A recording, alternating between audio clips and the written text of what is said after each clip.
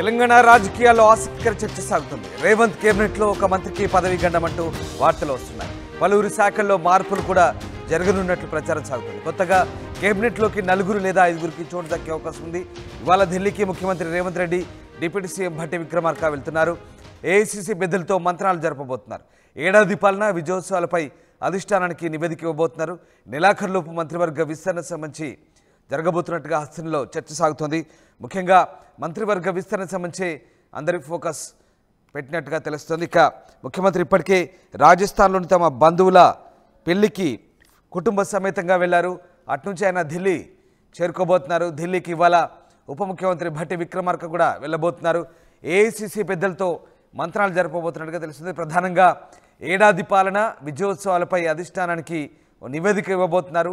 నెలాఖరులోపు మంత్రివర్గ విస్తరణ జరగనున్నట్టుగా హస్తంలో చర్చ జరుగుతుంది.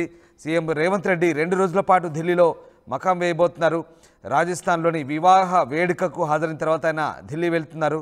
అక్కడి నుంచి కేబినెట్ విస్తరణపై హైకమాండ్తో చర్చించే అవకాశం ఉన్నట్టుగా గాంధీ భవన్ వర్గాలు చెప్తున్నాయి. ఇక సోమవారం నుంచి అసెంబ్లీ సమావేశాలు జరుగుతున్నాయి. ఈలోపే కొత్త కేబినెట్ కొలువు తీరవచ్చన్న చర్చ సాగుతోంది. ఇప్పటికే కేబినెట్లో ఖాళీగా ఉన్న 6 మంత్రి పదవులు ఎవరికి దక్కనున్నాయో ఈ అంశాలపై పూర్తి క్లారిటీతో సీఎం రేవంత్ రెడ్డి ఈ దఫా ఢిల్లీ పర్యటనకు వెళ్తున్నారంటూ గాంధీ భవన్ వర్గాలైతే చెప్పాయి. ఇక కాంగ్రెస్ ప్రభుత్వం అధికారంలోకి వచ్చి ఏడాది పూర్తయింది. దీంతో మరొక సీఎం రేవంత్ సహా మరో 11 మంది మంత్రులతో రేవంత్ సర్కార్ ప్రస్థానం నడుస్తోంది. అసెంబ్లీలో సభ్యుల సంఖ్యను బట్టి కేబినెట్లో మరో 6 మంత్రి పదవులు ఇవ్వాల్సి ఉంది. కొత్త మంత్రివర్గం ఏర్పడ్డప్పుడే 2-3 నెలల్లో పూర్తిస్థాయి కేబినెట్ విస్తరణ ఉంటుందని అందరూ భావించారు. కానీ వెంటనే పార్లమెంట్ ఎన్నికలు రావడంతో మంత్రివర్గ విస్తరణకు బ్రేక్ పడింది. ఆ తర్వాత రకరకాల కారణాలతో మంత్రివర్గ విస్తరణ జరగలేదంటూ కాంగ్రెస్ వర్గాలు చెప్తున్నాయి. ఇక రేవంత్ రెడ్డి ఢిల్లీ పర్యటనకు వెళ్ళిన ప్రతిసారి కూడా కేబినెట్ విస్తరణ జరుగుతున్నట్టు వార్తలు వస్తున్న నేపథ్యంలో ప్రస్తుతం ఈసారి రేవంత్ టూర్ మాత్రం, ఎందుకంటే ఏడాది పాలన పూర్తయింది, ఇక పూర్తి స్థాయిలో పాలనపై దృష్టి పెట్టాలని రేవంత్ రెడ్డి భావిస్తున్నారు. మరోవైపు మంత్రివర్గ విస్తరణ సంబంధించి ఆశావాహుల నుంచి వస్తున్న ఒత్తిడి మేరకు మంత్రివర్గ విస్తరణ ఖచ్చితంగా జరగబోతున్నట్టు వార్తలు వస్తున్న నేపథ్యంలో మరి ఎవరిని మంత్రి పదవి వరించబోతుందనే చర్చ ఓవైపు సాగుతుంటే రేవంత్ క్యాబినెట్లోంచి ఒకరికి ఉద్వాసన పలికే అవకాశం ఉన్నట్టుగా కూడా వార్తలు వస్తున్నాయి. ఆ ఒకరు ఎవరికి పదవీ గండం ఉండబోతుందనే చర్చ అయితే ప్రస్తుతం జోరుగా సాగుతోంది. మొత్తం మీద ఈసారి మంత్రివర్గ విస్తరణ సంబంధించి అయితే ఆసక్తికర చర్చ అయితే సాగుతుంది. బట్ ఇప్పుడున్న మంత్రివర్గం నుంచి ఒకరిని తొలగిస్తారంటూ వస్తున్న వార్తల నేపథ్యంలో ప్రస్తుతం పొలిటికల్ సర్కిల్లో అయితే ఒక ఇంట్రెస్టింగ్ డిస్కషన్ అయితే సాగుతుంది. ఎస్, మా కరెస్పాండెంట్ రమేష్ జైన్ అవుతున్నారు. రమేష్, ముఖ్యమంత్రి రాజస్థాన్ నుంచి ఢిల్లీ టూర్ బయలుదేరినట్టుగా తెలుస్తుంది. అలాగే ఇటు భట్టి విక్రమార్క కూడా ఢిల్లీ చేరుకోబోతున్నారు. హైకమాండ్తో ఇద్దరు కూడా చర్చలు జరపబోతున్నట్టు తెలుస్తుంది.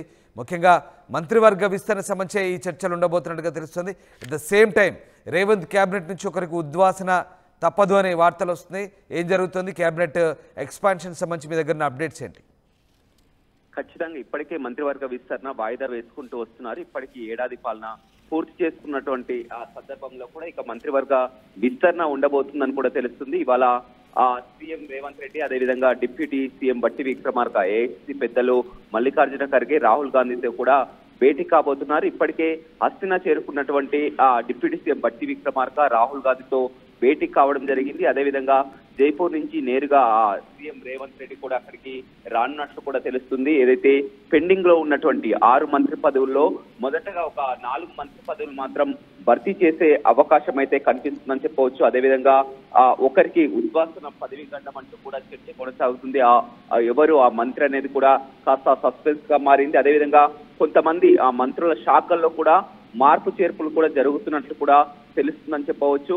అదేవిధంగా చూసినట్లయితే మొత్తం ఏడాది పాలన పూర్తి చేసుకున్న సందర్భంగా ఏడాది పాలనపై, అదేవిధంగా విజయోత్సవాలపై కూడా మొత్తం అధిష్టానానికి నివేదిక ఇవ్వనున్నారని చెప్పవచ్చు. 6 మంత్రి పదవులు ఖాళీ ఉన్నప్పటికీ కూడా 4 మంత్రి పదవుల విషయంలో మాత్రం ఒక క్లారిటీ వచ్చింది. ముందుగా 4 మంత్రి పదవులను భర్తీ చేయాలని చూస్తున్నారు. మిగతా 2 మంత్రి పదవుల విషయంలో చూసినట్లయితే, ఎందుకంటే వచ్చే సంవత్సరం నుంచి కొత్త సంవత్సరంలో కొంతమంది చాలా వరకు బీఆర్ఎస్ నేతలంతా కూడా పార్టీలో చేరే అవకాశం ఉన్నట్లు కూడా ఒక చర్చలు అయితే జరుగుతున్నాయి. త్వరలో బీఆర్ఎస్ఎల్పీని కూడా విలీనం చేసుకోవాలనే ఒక ఆలోచనలో కూడా సీఎం రేవంత్ రెడ్డి ఉన్నట్లు తెలుస్తుంది. అందుకే 2 మంత్రి పదవులు వచ్చే నేతలకు, ఇతర పార్టీల నుంచి వచ్చే నేతలకు అట్లా వేచి మొదటగా 4 మంత్రి పదవులను భర్తీ చేసే అవకాశం అయితే కనపడుతుందని చెప్పవచ్చు. ఇప్పటికే డిప్యూటీ సీఎం బట్టి విక్రమార్క రాహుల్ గాంధీతో భేటీ అయి ఆదిలాబాద్ నుంచి ప్రేమ్ సాగర్ రావుకి మంత్రి పదవి ఇవ్వాలని కూడా కోరడం జరిగింది. అదేవిధంగా ఇప్పుడైతే మొదటగా ఉమ్మడి జిల్లాల్లో మంత్రి పదవులు